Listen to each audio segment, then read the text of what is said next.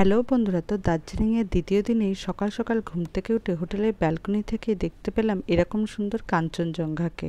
তখন ভোর 5:30, পুরোপুরি সূর্যের আলো তখন কাঞ্চনজঙ্ঘার উপরে পড়েও নি।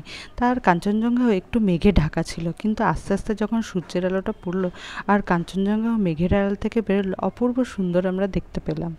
থেকে বড় কথা, এটা আমরা হোটেলের ব্যালকনি থেকেই দেখতে পেয়েছি, তার জন্য আমাদের টাইগার হিলেও যেতে হয়নি। বলি আমাদের সেদিনের প্ল্যান ছিল সকালে তাড়াতাড়ি হোটেলেরই কমপ্লিমেন্টারি ব্রেকফাস্ট করে তাড়াতাড়ি রেডি হয়ে নিয়ে আমরা যাব দার্জিলিংয়ের জুতে ঘুরতে আমার ছোট ছেলেকে নিয়ে।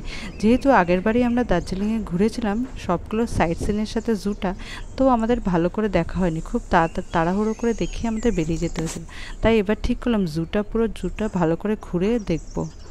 ভবন থেকে ডাউনের দিকে যে রাস্তাটা একদম সোজা জুর দিকে চলে গেছে, আমরা হাঁটতে হাঁটতে সেদিকে চলে গেলাম আর পৌঁছে গেলাম এই পদ্মাজা নাইডু হিমালয়ান জুতে। তারপরে তোমরা দেখতে থাকো আমরা জুতে গিয়ে কি দেখলাম। জুতে গিয়ে তো অবশ্যই আমার ছেলে খুবই মজা পেয়েছে। সব পশু পাখি, তারপরে অ্যাকোরিয়ামে কিছু কিছু মাছ ছিল, এই সব কিছু দেখে। দার্জিলিং জুটা কিন্তু ভারী সুন্দর।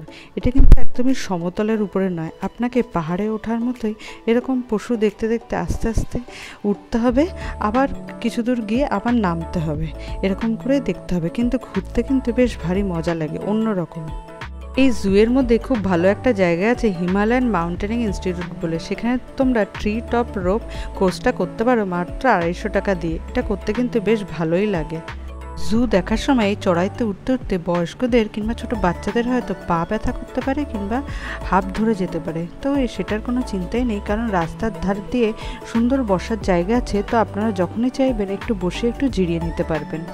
তবে আপনাদের আরেকটা কথাও জানিয়ে দিই, আপনারা যদি হেঁটে হেঁটেও দার্জিলিং জুতে আসেন ভানুভবনের দিক দিয়ে, আপনি কিন্তু কোনোভাবেই হেঁটে হেঁটে আবার হোটেলে ফিরে যেতে পারবেন না, কারণ এই রাস্তাটা কিন্তু খুবই খাড়াই রাস্তা। নামতে সোজা, কিন্তু উঠতে মোটেও অতটা সোজা নয়। যাওয়ার সময় আপনাকে কোনো একটা লোকাল ট্যাক্সিতে করেই যেতে হবে। তো ভানুভবন থেকে যে রাস্তাটা সোজা জুতে নেমে আসছে সেটা থাকে ওয়ান ওয়ে রাস্তা, দুপুর 1টা অবধি। তারপরে আবার ওটা অপোজিট ওয়েতে রাস্তাটা হয়ে যায় সেটা 1টার পরের থেকে। তো আপনার যদি উপর দিকে যাওয়ার হয় তো আপনি ওখান থেকে লোকাল ট্যাক্সি ধরে ইজিলি চলে যেতে পারবেন।